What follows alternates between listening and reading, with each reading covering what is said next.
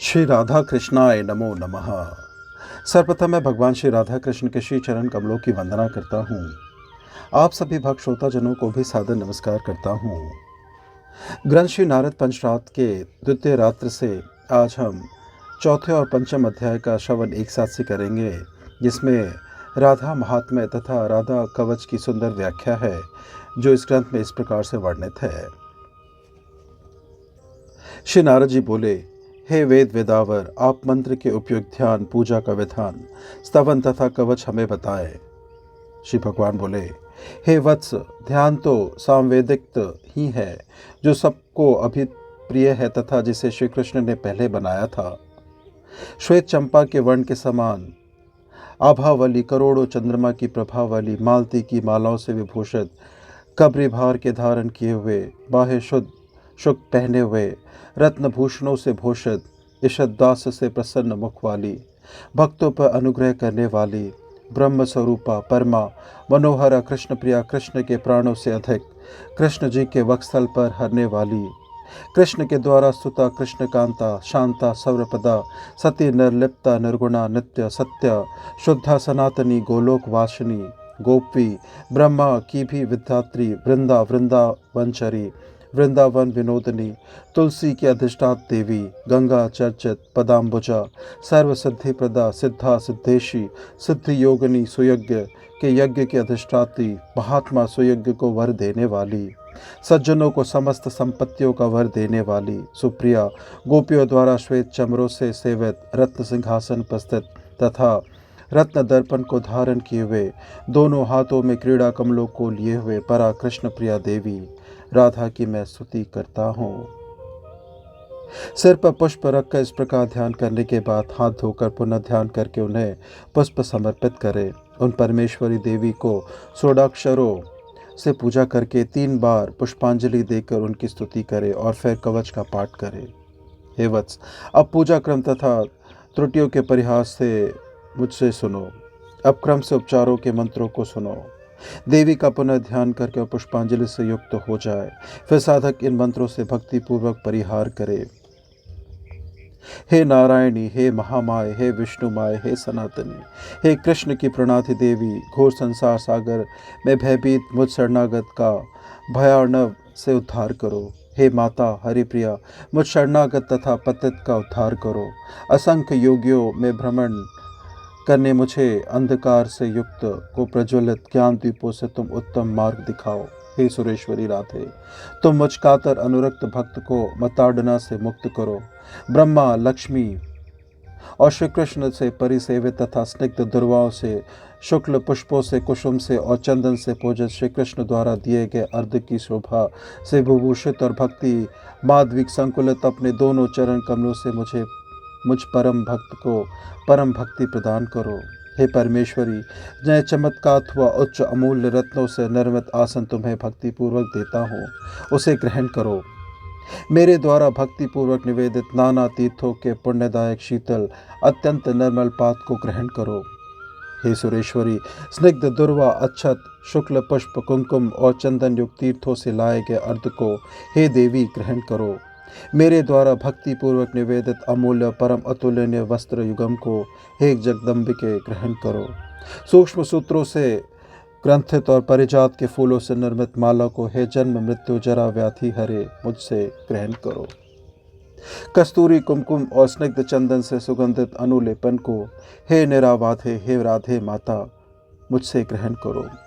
मेरे द्वारा भक्ति पूर्वक निवेदित सुगंधित चंदन से युक्त शुक्ल पुष्पों के समूह को हे देवी ग्रहण करो। मेरे द्वारा भक्ति पूर्वक निवेदित गंध वस्तु और वनस्पतियों के दिव्य रस से युक्त धूप को ग्रहण करो। अंधकार के भय को दूर करने वाले मंगलमय विश्व पावन मेरे द्वारा निवेदित इस दीप को ग्रहण करो। हे माता, सुधा से पूर्ण अत्यंत दुर्लभ 100 कुंभों को, माधविक से पूर्ण 1,00,000 कुंभों को, मिष्ठान और स्वास्थ्य के 1,00,000 मनोहर पुंजों को तथा 1,00,000 शक्रार्ष पिंडों को हे देवी नैवेद्य के रूप में ग्रहण करो।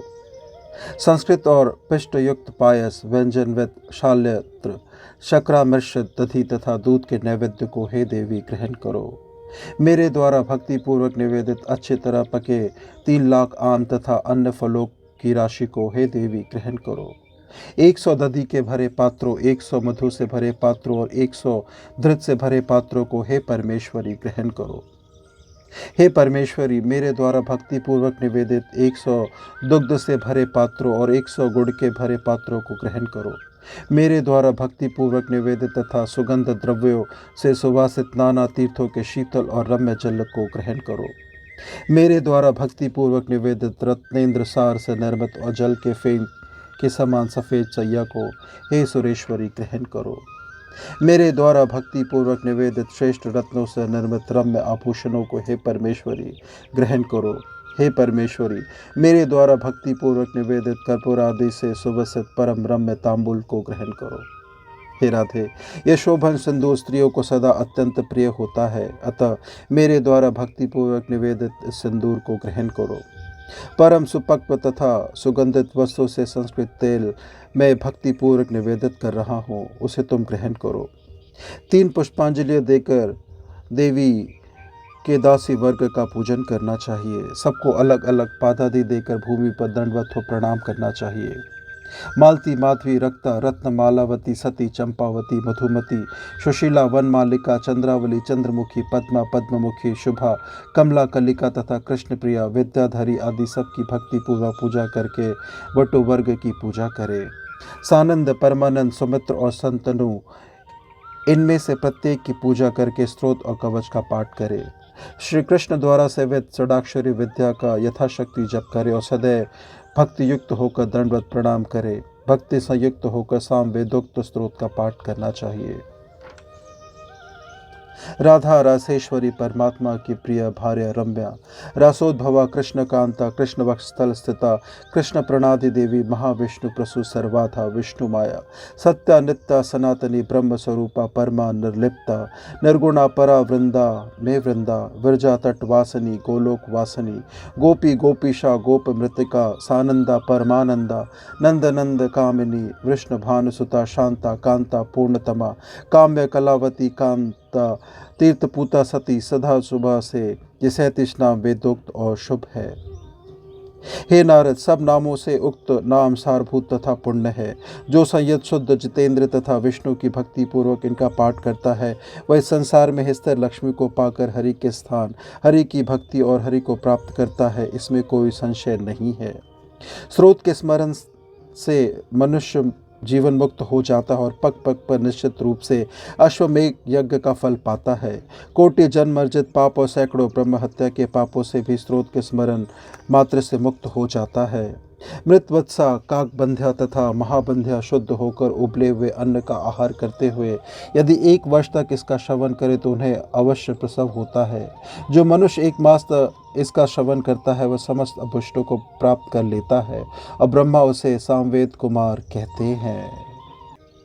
श्री नारद जी बोले, हे जगन्नाथ, मेरे मन में जो कुछ अभिष्ट था उस सबको मैंने सुन लिया। अब मैं परम राधिका कवच को सुनना चाहता हूँ। श्री महादेव जी बोले, हे ब्रह्मपुत्र, हे मुनि पुंगव, हे देवर्षि, भगवान परमात्मा श्री कृष्ण द्वारा जो निषिद्ध हो चुका है, जिसे भगवान ने भक्तिपूर्वक रत्न गुटिका में अपने कंठ में धारण कर रखा है, जो कवच परमानंद, संदेह और अत्यंत दुर्लभ है, उस कवच को हे मुने, हे वत्स, मैं कैसे बताऊं। भगवान श्री हरि भी षडाक्षरी महाविद्या का नित्य ही भक्तिपूर्वक जप करते हैं। राधा जिन नित्य सत्य और परात्पर स्वरूप की पूजा और एकादक्षरी मंत्र का जप करती हैं, उन्हीं परमात्मा ने मुझे यह कवच देकर निषेध कर दिया है। उसी कवच को उन्होंने ब्रह्मा को दिया, ब्रह्मा ने उसे धर्म को दिया, धर्म ने नारायण को दिया और प्राचीन काल में नारायण ने उसे सुभद्र को कंठ में बांधने के लिए दे दिया था। अतः हे मुने, हे भगवान, मुझे क्षमा करो, मैं उसे कहने में समर्थ नहीं हूँ। जो गुरु द्वारा निषिद्ध हो उसे कभी नहीं कहना चाहिए। श्री नारद जी बोले, हे नाथ, मुझ भक्त और अनुरक्त की वांछना ना करे। आप ही कृष्ण हैं और आप ही विष्णु हैं। सामवेद के अनुसार भी आप दोनों में भेद नहीं है। जो परतंत्र है वही निषिद्ध वाक्य कहने में अक्षम होता है। जो स्वतंत्र और प्रभु है वह किसके वाक्य को सुनता है। हे नाथ, हे ईश्वर, यदि आप अत्यंत दुर्लभ कवच को मुझे नहीं बताएंगे तो मैं देह त्याग करके हे ईश्वर आपको ब्रह्म हत्या का पाप दूंगा। श्री महादेव जी बोले, जो सदृश और उत्पन्न शुद्ध उत्तम ब्राह्मण और सुधी शिष्य गुरु को कृष्ण तुल्य मानता है वह परम धार्मिक है। जो अन्य देवों को कृष्ण तुल्य कहता है वह मनुष्यों में अधम है और ऐसा महामूर्ख ब्रह्म हत्या का पाप करता है, इसमें संशय नहीं है। श्री कृष्ण स्वयं परमात्मा है, निर्गुण है और प्रकृति से परे हैं। सभी देव उन्हीं से और उनके अंश से उत्पन्न हुए हैं तथा सगुण और प्राकृत कहे जाते हैं। प्राचीन काल में ब्रह्मा आदि जो देव हुए थे उन सब का जन्म कृत्रिम है। उन सब के जनक परात्पर और परमाद्य श्री कृष्ण ही है। हे विपेंद्र सुनो, राधिका का परम संदोह नामक कवच इष्ट और अत्यंत दुर्लभ है। उसे श्री कृष्ण ने सत्संग पर्वत पर निरामय गोलोक में पुण्य वृंदावन के वन में राधिका के तथा शोभन गोप गोपी समूहों से वेष्टित तथा सम विक्षिप्त रासमंडल में मुझे दिया था। मैं उस कवच को तुम्हें दे रहा हूँ, किंतु तुम उसे किसी को ना कहना। इसके पढ़ने और धारण करने से भक्त निश्चित रूप से जीवन मुक्त हो जाता है। ब्रह्म हत्या आदि लाखों पापों से वह मुक्त हो जाता है, इसमें कोई संशय नहीं है। इस कवच के उपदेश से कोटि जन्म अर्जित पापों से मुक्ति प्राप्त होती है। हे विपेंद्र, सहस्त्रों अश्वमेघ और राजसूय यज्ञ भी इसकी 16वीं कला को नहीं प्राप्त कर सकते। विष्णु भक्त साधक शिष्य को ही इसे बताना चाहिए। षट तथा पर शिष्य को देने से मनुष्य मृत्यु को प्राप्त करता है। श्री राधिका कवच इस प्रकार से है। सर्वाधा देवी मेरे सिर की रक्षा करे, केशव कामनी मेरे केश की रक्षा करे, भगवती भाल की रक्षा करे, लीला मेरे दोनों नेत्रों की रक्षा करे, नारायणी मेरे नासिका की रक्षा करे, सानंदा मेरे अधरोष्ट की रक्षा करे, जगन माता मेरे जिह्वा की रक्षा करे, दामोदर प्रिया दांतों की रक्षा करे, कृष्णेशा मेरे दोनों कपोलों की रक्षा करे, कृष्ण प्रिया कंठ की रक्षा करे, कालिंदी कुलवासनी मेरे दोनों कानों की रक्षा करे, वसुंधरेशा मेरे वक्षस्थल की रक्षा करे, परमा पयोधर की रक्षा करे, पद्मनाभ प्रिया नाभि की रक्षा करे, जानवेश्वरी जठर की रक्षा करे, नित्या दोनों नितंबों की रक्षा करे, कृष्ण सेविता मेरे कंकाल की रक्षा करे, परात्परा पीठ की रक्षा करे, सुशनी दोनों शोनियों की रक्षा करे, परमाथा पान युगम की रक्षा करे, नरोत्तमा नखों की रक्षा करे, सबकी सर्व मंगला मेरे सर्वांग की रक्षा करे, रासेश्वरी राधा स्वप्न तथा जागरण में मेरी रक्षा करे, जल स्थल तथा अंतरिक्ष में सेविता जल शायिनी मेरी रक्षा करे, परिपूर्णतम प्रिया पूर्व में मेरी सदा रक्षा करे, वाही कोण में बाहेश्वरी तथा दक्षिण में दुख नाशिनी रक्षा करे, नरका वन तारिणी नैकृत्य दिशा में सदा मेरी रक्षा करे, वरुण दिशा में वन मालिशा मेरी रक्षा करे, वायु दिशा में वायु पूजिता मेरी रक्षा करे, कावेरी दिशा में कूर्म से परि सेविता मेरी सदा रक्षा करे, सत्संग निवासिनी ईश्वरी ईशानी दिशा में मेरी रक्षा करे, वंचरी वृंदावन विनोदिनी वन में मेरी रक्षा करे, सर्वसा विरजेश्वरी सर्वत्र मेरी रक्षा करे, जो पहले परमात्मा कृष्ण द्वारा षडक्षरी विद्या से पूजित हुई थी वह मुझ कातर की रक्षा करे। दूसरी बार रासमंडल में शंभु के द्वारा नाना प्रकार से समृद्ध संभारों से वह माया प्रकृति ईश्वरी देवी सप्ताक्षरी प्राणबाधा विद्या से पूजित हुई है। तीसरी बार ब्रह्मा के द्वारा भक्तिपूर्वक श्री बीज युक्त अष्टाक्षरी विद्या से परम आदर पूर्वक पूजित हुई थी। चौथी बार विघ्न विनाशिनी देवी शेष के द्वारा पूजित हुई। वह परमेश्वरी उसी विद्या से तब धर्म द्वारा सेवित हुई। हे वत्स, धर्म ने उस विद्या को अपने पुत्र नारायण ऋषि को दिया और उनसे वह मनोहर विद्या को शुद्ध भक्त नर ने प्राप्त किया। नवाक्षरी महाविद्या की कामदेव ने पूजा की, जिसके प्रभाव से संपूर्ण विश्व उनके अधीन हो गया। इसी विद्या के प्रभाव से अग्नि ने दाहिका शक्ति प्राप्त की। इस नवाक्षरी महाविद्या की वायु ने पूजा की और इसके प्रभाव से वे विश्व के प्राण रूप सर्वाद्य सबके पूज्य और बलवान हो गए। हे मुने, इसी विद्या की पूजा के प्रभाव से कूर्म शेष को धारण करते हैं। पुनः इसी के प्रभाव से शेष सदा विश्वाधार बने हैं तथा पृथ्वी सबको धारण किए हुए हैं। इसी विद्या के प्रभाव से भुवन पावनी गंगा शुद्ध हुई, इसी से तुलसी शुद्ध और तीर्थपूत हुई, इसी से स्वाहा बाही जाए और स्वाधा पितरों की पत्नी हुई। प्राणवादिका ओम लक्ष्मी श्री माया ह्रीं काम क्लीं वाणी ऐं सर्वाधारा रासेश्वरी ऐंता राधिका राधिकाय वाहि प्रिय कांता स्वाहा से यह मंत्र बनता है। ओम श्रीं ह्रीं क्लीं ऐं रासेश्वरी स्वाहा। यही षोडशी महाविद्या है जिसे वेदों में परिपूर्णतम कहा गया है। यह कामधेनु स्वरूप और सर्वसिद्धि प्रदायिनी है। प्राचीन काल में सनत कुमार, सनक, सनंद और सनातन द्वारा यह षोडशी विद्या सेवित हुई थी। इसी पूज्य विद्या की सेवा करके दैत्य गुरु शुक्र सिद्ध हो गए। व्यास ने भी इसकी सेवा की थी और इसी के प्रभाव से अगस्त ने समुद्र का पान किया था। हे मुनि पुंगम, द्वादक्षरी विद्या षोडशी के शेंत राधिका शब्द के पूर्व रासेश्वरी से हीन है। इस प्रकार से विद्या का स्वरूप है ओम श्रीं ह्रीं क्लीं ऐं रा राधिकाय स्वाहा। यह द्वादक्षरी विद्या दधीची से सेवित हुई और इसी से उनकी अस्थियां अव्यय मंत्र वाली बन गई और वे मुनि 14 इंद्रों का पतन हो जाने की अवधि तक निरापद बने रहे। इसी विद्या के प्रभाव से वे मुनि सेवा इक्षामित्र से शक्ति प्राप्त कर कालजयी हो गए थे और उन्होंने देवी की प्रार्थना से ही अपने कलेवर का त्याग किया था। उस मुनि ने मुझसे मंत्र ग्रहण करके पुष्कर तीर्थ में उसका जप किया। 100 वर्षों तक तपस्या करने के बाद उन्हें देवी परमेश्वरी का दर्शन प्राप्त हुआ। देवी ने पहले उन्हें अपना लोक प्रदान किया और स्वयं गोलोक चली गए। इस प्रकार वो मुनि भी पूर्व समय में देह त्याग करके गोलोक चले गए। हे वत्स, इस प्रकार मैंने उस परम अद्भुत कवच को बता दिया जो परमानंद प्रदान करने वाला और वेदों में भी अत्यंत दुर्लभ है। इसे श्री कृष्ण ने मुझ भक्त के लिए भक्ति से कहा था। मैंने इसे तुम्हें दे दिया है, परंतु तुम किसी से मत कहना। विधि पूर्वक वस्त्र, अलंकार तथा चंदन से गुरु की पूजा और भक्ति पूर्वक उन्हें नमस्कार करके सुधी साधक को कवच धारण करना चाहिए। परम आदर पूर्वक दिव्य कवच का पाठ करके गुरु को दक्षिणा देकर उनका आशीर्वाद प्राप्त करे। जो महामूढ़ बिना उपदिष्ट हुए कवच को धारण करता या पढ़ता है, उसका वह सब कृत निष्फल हो जाता है, भले ही वह 1 करोड़ जप क्यों न करे। उपदिष्ट होकर जो इसका पाठ और कंठ देश में से धारण करता है, उसका जल में, अग्नि में और शास्त्रार्थ द्वारा भी कभी मरण नहीं होता। यह निश्चित है। कवच के प्रसाद से मनुष्य जीवन मुक्त हो जाता है।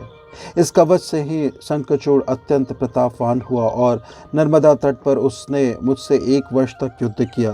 मेरे शूल से भी वह विद्ध नहीं हुआ और कवच मुझे दे देने पर ही मृत्यु को प्राप्त हुआ। सभी दान, व्रत, नियम, तप, यज्ञ, पुण्य, तीर्थ तथा अनशन इस कवच की 16वीं कला के भी योग्य नहीं है। इस कवच को बिना जाने जो परमेश्वरी का भजन करता है, उसके लिए 1 करोड़ जप से भी मंत्र सिद्धिदायक नहीं होता। हे मुने, इस प्रकार मैंने राधिका कवच का सब कुछ तुम्हें बता दिया। इस प्रकार से नारद पंचरात के द्वितीय रात्र से आज हमने चौथे और 5वें अध्याय का श्रवण एक साथ से किया, जिसमें राधा रानी के पूजन, उनके महात्म्य तथा उनके दुर्लभ कवच का श्रवण किया। श्रवण करने के लिए और अपना बहुमूल्य समय देने के लिए आपको धन्यवाद। त्रुटियों के लिए क्षमा प्रार्थी हूँ। श्री राधा कृष्णाय नमो नमः।